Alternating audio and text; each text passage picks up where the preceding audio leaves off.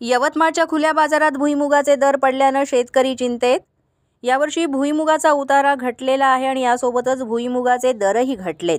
गेल्या वर्षी 7,000 रुपये क्विंटल असलेले भुईमुगाचे दर यावर्षी 4.5 ते 6,000 रुपये क्विंटलच्या घरात पोहोचलेत। यामध्ये क्विंटल मागे 1,000 रुपयांची घसरण नोंदवण्यात आली आहे। इतकंच नाही तर भुईमुगाची विक्री करताना खरेदी होणाऱ्या भुईमुगावर कट्टीनुसार वजनात कपात केली जात आहे आणि यातून शेतकरी आता चिंतेत आहे।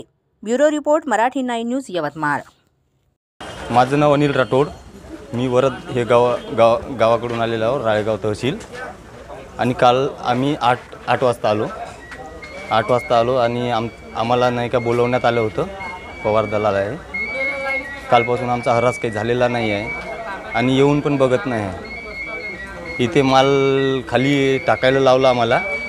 इथं टाकल्यानंतर त्या मालाकडे कोणी येऊन बघत नाही आहे आणि मालासाठी काही जागा नाही आहे। बरोबर आमचा माल रस्त्यावर टाकून आहे आम्ही। त्याच्यानंतर इथे संध्याकाळी 4 वाजेपर्यंत हरास होणार आहे असं आम्हाला म्हटलं आहे।